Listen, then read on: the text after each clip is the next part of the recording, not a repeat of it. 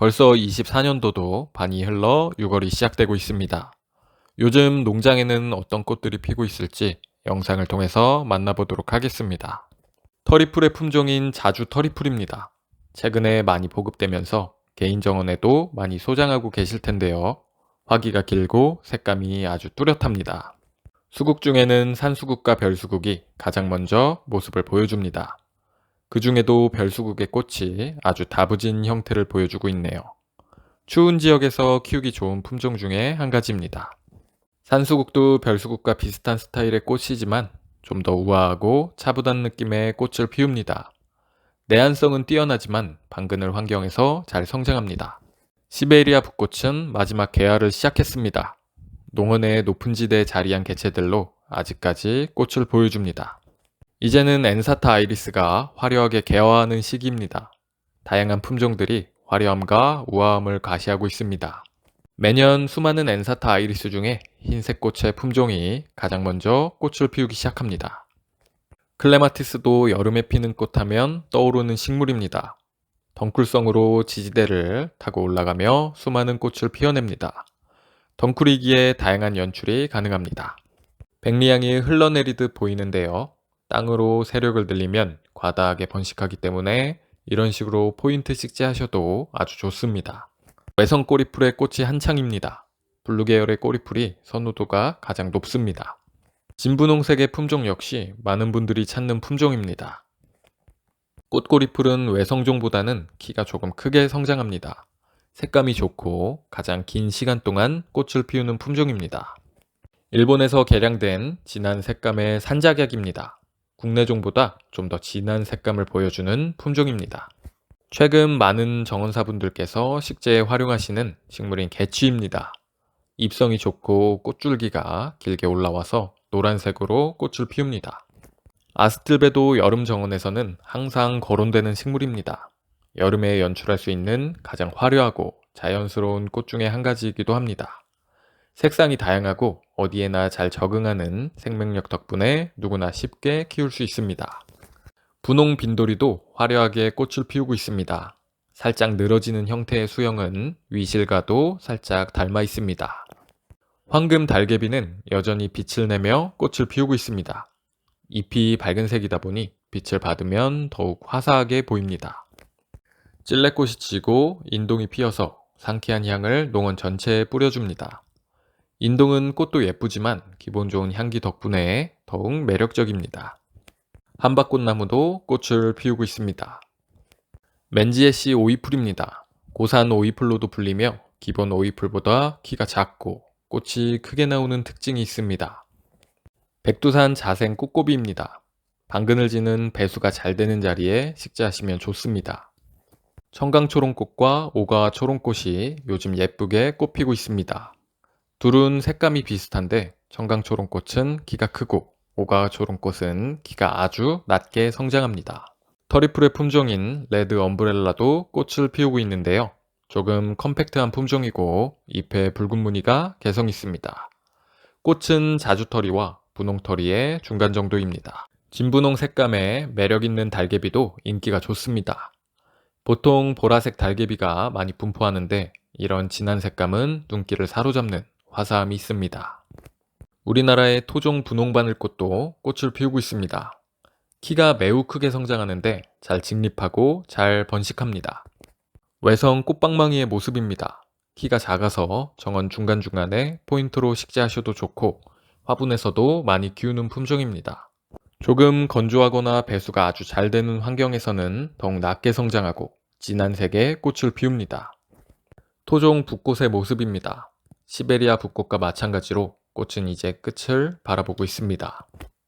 휴케라 루비벨은 화기가 아주 긴 품종입니다. 진한 붉은색 꽃을 피우는데 양지와 방그늘 어디에서나 키울 수 있습니다. 자여 펜스데모는 잎이 다부지고 색감이 아주 좋습니다. 게다가 꽃이 반대되는 색감이기 때문에 더욱 돋보일 수 있습니다. 카네이션 해당화가 예쁘게 꽃 피우고 있습니다. 1900년대에 개량되어서 아직까지 많은 사랑을 받고 있습니다.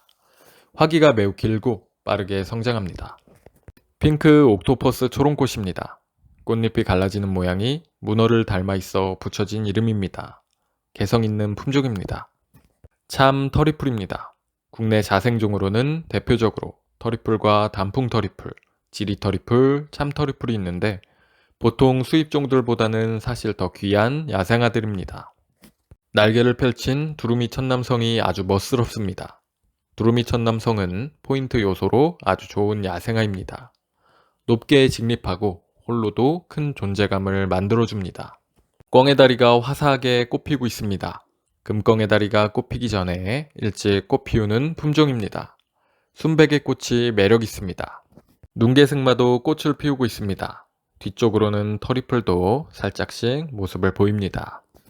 백두 자생종인 단풍 터리풀은 멀리서도 눈에 띄는 큰 키와 큰 꽃의 볼륨을 자랑합니다. 키가 크지만 역시 잘 쓰러지지 않는 단단함도 있습니다. 기린초가 아주 예쁜 시기입니다. 생명력이 아주 강한 편으로 누구나 쉽게 어디에나 식재할 수 있습니다. 식물이 잘 안 자라는 자리가 있다면 기린초를 식재해 보시는 것도 좋겠습니다. 꽃이 피고 있는 어수리입니다. 꽃볼륨이 손바닥보다도 넓습니다. 사년가 식물 중에 관상 가치가 가장 높은 편입니다. 큰 꿀풀도 꽃을 피우기 시작합니다. 토종에 비해서 꽃이 크고 다화성으로 정원용으로 적합합니다. 자주초롱꽃은 진한 자색으로 꽃을 피웁니다. 다른 초롱꽃과 마찬가지로 키우기 쉬운 야생아입니다. 번식력도 아주 좋습니다. 노지의 클레마티스도 아주 예쁘게 꽃피고 있습니다. 최근 유통되는 품종들보다 꽃이 거대한 품종입니다. 작약의 다른 품종들은 이제 거의 꽃이 졌는데 산 아래 늦은 시간에만 빛이 드는 장소에서 이제야 꽃이 피는 태백작약도 모습을 보입니다. 선말나리는 일반 나리들이 주황색인데 비해서 노란색으로 꽃이 피어 개성 있고 잎이 돌려나서 특이한 모습으로 연출됩니다. 양난초의 꽃입니다. 오묘한 색감으로 꽃을 피우는데 앤틱하면서 고급스러운 멋이 있습니다. 가장 기본적이면서 쉽게 키울 수 있는 야생아인 토풀입니다. 번식력도 좋고 꽃도 잘 피워주는데 습한 환경을 아주 싫어합니다. 일본 조팝은 조팝 중에 가장 오래 꽃을 피우는 품종입니다. 꽃은 색이 진하고 질 때가 되면 새순이 돋아 또 꽃을 밀어올립니다. 꽃에 비해서 잎의 볼륨이 너무 커서 기피되던 야생하지만 최근 자연스러운 정원이 트렌드가 되면서 식재되는 경우가 많아졌습니다. 긴산 꼬리풀도 자연스러운 정원에 어울리는 야생아입니다. 하늘하늘 바람에 살랑이는 꽃과 은은한 색감이 조화롭습니다. 떡갈립 수국입니다. 겹꽃은 포도송이처럼 늘어지는 성향을 보이고 홀꽃은 이렇게 하늘을 향해 피어납니다. 잎의 모양도 예쁘고 꽃도 예쁜 품종입니다. 엔사타 아이리스가 피는 자리 옆으로 솔리다고가 피기 시작합니다. 건조한 토양에 잘 적응하는 야생아입니다. 터리풀과 좁쌀풀이 바람을 따라 움직입니다. 노란색 꽃이 수수하면서도 예쁜 야생아입니다. 노지에서 꽃피는 겹 고광나무입니다.